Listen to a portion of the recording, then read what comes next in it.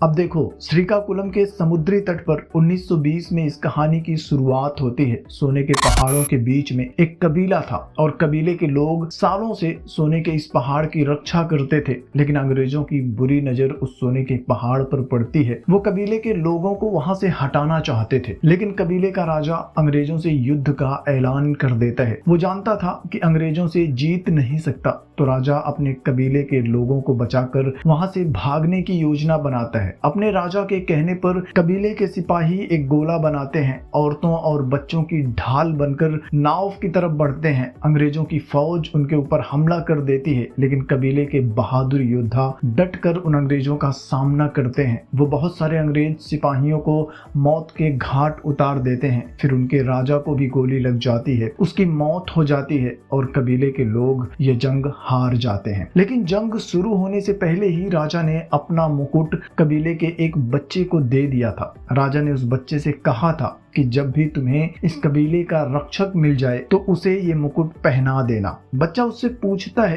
कि मैं अपने मसीहा को पहचानूंगा कैसे। राजा कहते कि वो जब भी आएगा ना तो पूरे इलाके में हलचल मच जाएगी, तुम सबकी निगाहें सिर्फ उसी पर टिकी रहेंगी। कबीले के बचे हुए लोग एक नाव में बैठकर श्रीलंका चले जाते हैं। जिसके बाद कहानी 70 साल आगे 1991 में शिफ्ट होती है। हम हैदराबाद की पुलिस एकेडमी में सूरी नाम के एक कांस्टेबल को देखते हैं। 18 साल पहले सूरी का बड़ा भाई शिवा घर छोड़कर भाग गया था। तब से लेकर आज तक सूरी अपने भाई को ही ढूंढ रहा है। दरअसल में सूरी के पापा शराबी थे और शराब के नशे में उसकी माँ को बुरी तरह से मारते थे। जब जब सूरी के पापा उसकी माँ को मारते थे, सूरी बहुत डर जाता था। तब सूरी का भाई शिवा ही सूरी का ख्याल रखता था। दोनों भाई एक दूसरे से बहुत प्यार करते थे। दोनों अपने पापा की हरकत से तंग आ चुके थे। फिर एक रात जब सूरी के पापा नशे में उसकी माँ को पीट रहे होते हैं, सूरी छुड़ाने की कोशिश करता है तो उसे भी मारते हैं। तब गुस्से में शिवा अपने पापा को ही जान से मार देता है और पुलिस के डर से शिवा घर छोड़कर भाग जाता है। सूरी के पास शिवा का सिर्फ एक ही फोटो था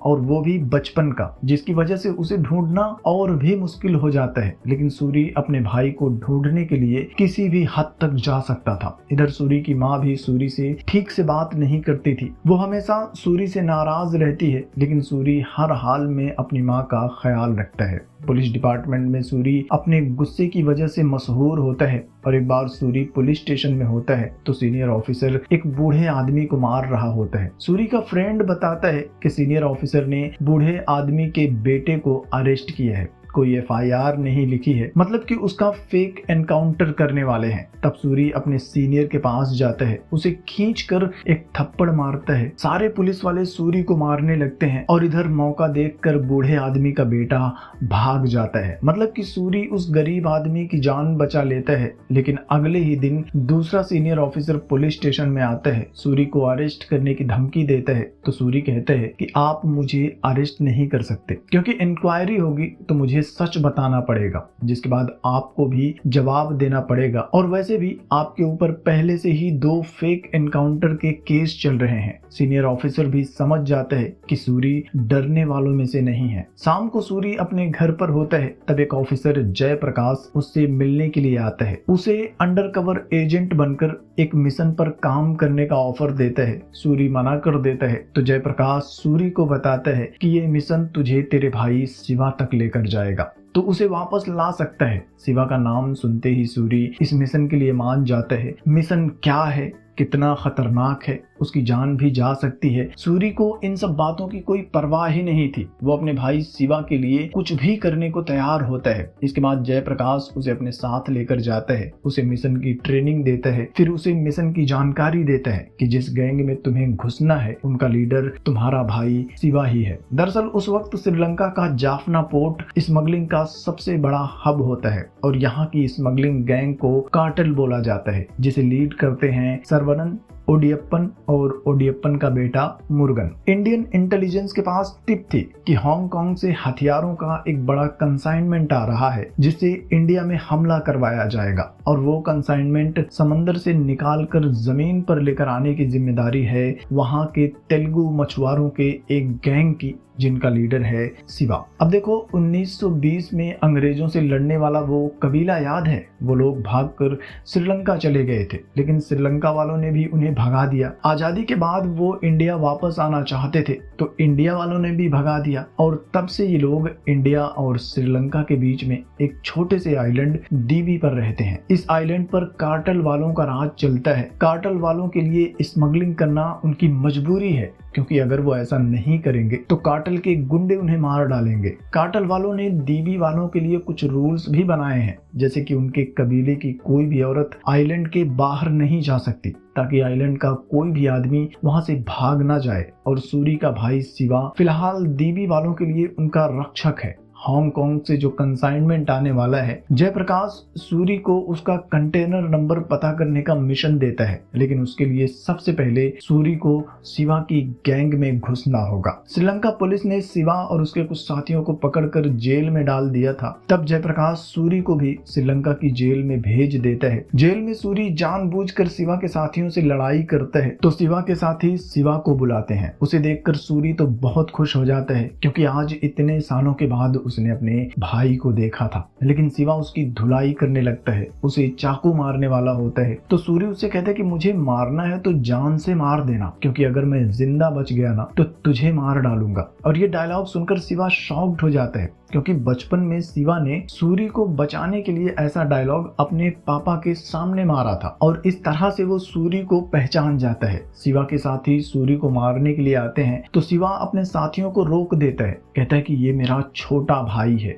फिर रात में शिवा एक कांस्टेबल के साथ सिटिंग करता है, सूरी से मिलता है, उसे पूछता है तो यहाँ कैसे पहुंच गया। तो सूरी शिवा से अपनी नाराजगी दिखाता है कि तू इतने सालों से घर वापस क्यों नहीं आया और आज तुझे मेरी फिक्र हो रही है। वो शिवा से झूठ बोलता है कि माँ को मरे हुए 2 साल हो चुके हैं और अब मैं इस दुनिया में अकेला हूँ। जिसके बाद शिवा कहता है कि कल मेरी बेल हो जाएगी। वो सूरी को एक लोकेशन बताता है कि जेल से छूटने के बाद तू भी उस जगह पर आ जाना। शिवा के जाने के बाद जयप्रकाश सूरी को भी जेल से रिहा करवा देता है और सूरी शिवा की बताई हुई जगह पर पहुंच जाता है और शिवा का एक आदमी उसे लेकर मेन बाजार जाता है, जहां से डीबी आइलैंड जाने का रास्ता होता है। और इस मेन बाजार और डीबी आइलैंड को कंट्रोल करता है ओडियप्पन का बेटा मुर्गन। खैर, जब सूरी मेन बाजार पहुंचता है तो देखता है कि आइलैंड की एक औरत लेबर पेन से तड़प रही है। डॉक्टर अनु उसे हॉस्पिटल लेकर चलने के लिए कहती है, लेकिन तभी मुर्गन वहां आता है और उनसे कहता है कि तुम नियम नहीं जानती हो क्या, कोई भी औरत आइलैंड से बाहर नहीं जा सकती। जिसके बाद अनु मजबूरन बोट के ऊपर ही उस औरत की डिलीवरी करवाती है। औरत एक बेटे को जन्म देती है, लड़का था, बच्चे को कुछ प्रॉब्लम थी तो अनु उसे लेकर हॉस्पिटल आ जाती है। वो बेचारी औरत अपने बच्चे को देख भी नहीं पाती। और इसके बाद शिवा का साथी सूरी को लेकर दीवी पहुंच जाता है। सूरी को पता चलता है कि शिवा ने कबीले में से ही एक लड़की से शादी कर ली है, उनका एक बेटा भी है। जिसके बाद शिवा सूरी को कबीले के एक बूढ़े आदमी वैरागी से मिलवाता है। दरअसल ये वैरागी वही बच्चा है जिसे उनके राजा ने मुकुट दिया था और कहा था कि कबीले को बचाने वाला मसीहा जरूर आएगा और उसे पहचानने की जिम्मेदारी भी वैरागी के ऊपर ही है। सूरी को देखकर वैरागी कहते हैं कि तू भले ही शिवा का भाई है, हमने शिवा को तो अपना लिया है, लेकिन याद रखना कि तू हम में से एक नहीं है। खैर, सूरी उनके साथ आइलैंड पर रहने लगता है। वो आइलैंड पर 1920 वाली वही जहाज देखता है जिसमें बैठकर ये कबीला आइलैंड पर आया था। बैरागी हर रोज उस जहाज की मरम्मत करता था, इस उम्मीद में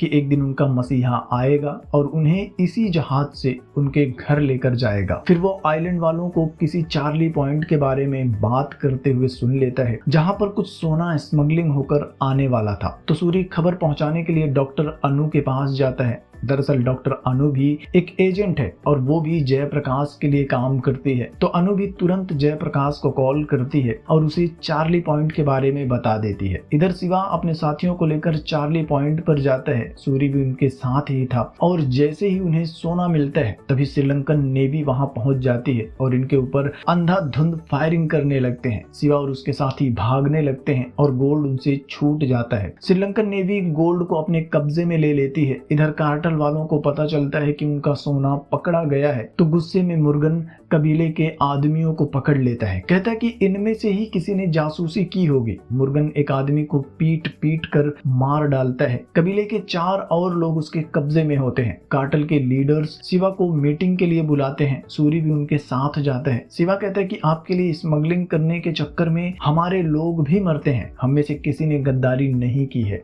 लेकिन ओडियप्पन कहता है कि जब तक हमें उस जासूस के बारे में पता नहीं चल जाता तब तक ये चारों हमारे कब्जे में ही रहेंगे। तो सूरी कहता है कि हम वो सोना वापस ला सकते हैं। बदले में वो कार्टेल के सामने अपनी एक शर्त रखता है कि अगर हम कामयाब हो गए तो उस औरत को हॉस्पिटल जाकर अपने बच्चे से मिलने की इजाजत दी जाएगी। कार्टेल के लीडर्स भी इसके लिए मान जाते हैं, जिसके बाद सूरी आइलैंड वालों के साथ मिलकर एक टीम बनाता है, सोना चुराने का प्लान बनाता है। अगले 3 दिन तक वो बेस पर नजर रखते हैं, छोटी छोटी मूवमेंट्स पर नजर रखते हैं और जैसे ही आर्मी वाले सोने को दूसरी जगह पर शिफ्ट करने लगते हैं तो प्लान के मुताबिक सूरी आइलैंड वालों के साथ आर्मी की यूनिफॉर्म में जाता है और उनका सोना चुरा लेता है। वो लोग सोना लेकर आइलैंड की तरफ जा रहे होते हैं, लेकिन रास्ते में डैम पर उन्हें आर्मी का एक चेक पोस्ट मिल जाता है जो पहले नहीं था। शायद सोना चोरी होने की वजह से आर्मी वाले यहाँ चेकिंग कर रहे होते हैं। तो शिवा कबीले के सारे लोगों को ट्रक से उतार देता है। उसका प्लान था कि वो अकेले ही सोने के साथ सरेंडर कर देगा, लेकिन सूरी अपने भाई शिवा का साथ नहीं छोड़ता। वो शिवा से कहता है कि किसी भी हालत में हम इस चेक पॉइंट को पार करेंगे।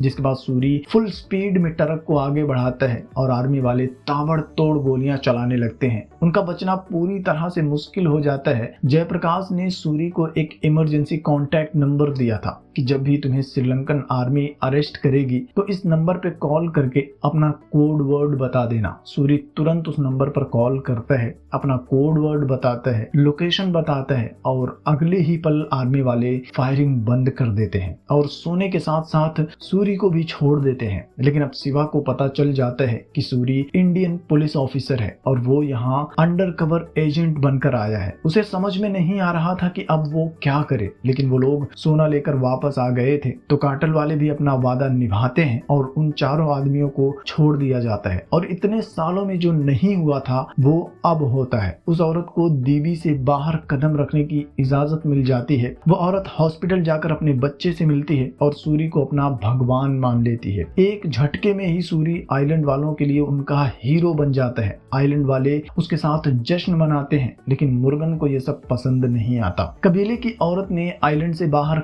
कदम रखा था और इसकी वजह से मुर्गन को अपनी इंसल्ट फील हो रही थी। वो अपने पापा ओडियप्पन से नाराज होता है, लेकिन ओडियप्पन कहता है कि हमारे लिए कार्टेल का प्रॉफिट ही सब कुछ है, तो तुम सिर्फ उसी पर ध्यान दो। इधर आइलैंड पर शिवा सूरी से कहता है कि तेरा यहाँ रुकना सेफ नहीं है, अगर किसी को पता चला कि तू जासूस है तो तुझे मार डालेंगे। वो सूरी को यहाँ से जाने के लिए कहता है तो सूरी कहता है कि मैं यहाँ तुझे लेने के लिए आया हूँ, तेरे बिना यहाँ से नहीं जाऊंगा। वो शिवा को उसके परिवार के साथ इंडिया चलने के लिए कहता है। वो कहता है कि मैं इंडिया में तुम सबके सेटल होने का पूरा इंतजाम कर दूंगा। जयप्रकाश ने उससे ये वादा भी किया था, लेकिन शिवा कहते हैं कि मैं इन लोगों के साथ ही रहूंगा, इनकी रक्षा करना मेरी जिम्मेदारी है। तभी शिवा का खास आदमी सिंगा वहां आता है और कबीले के एक आदमी को बुरी तरह से पीटने लगता है। कहता है कि यही आर्मी का जासूस है, इसी ने चार्ली पॉइंट के बारे में खबर दी थी। दरअसल सिंगा खबरियों को पकड़ने का ही काम करता था। उसे पहले सूरी पर शक हो रहा था तो वो सूरी का ही पीछा कर रहा था, लेकिन इस चक्कर में दूसरा आदमी पकड़ा गया। वो आदमी कहता है कि एक इंडियन पुलिस ऑफिसर ने उससे वादा किया था कि अगर मैं उसके लिए काम करूंगा तो वो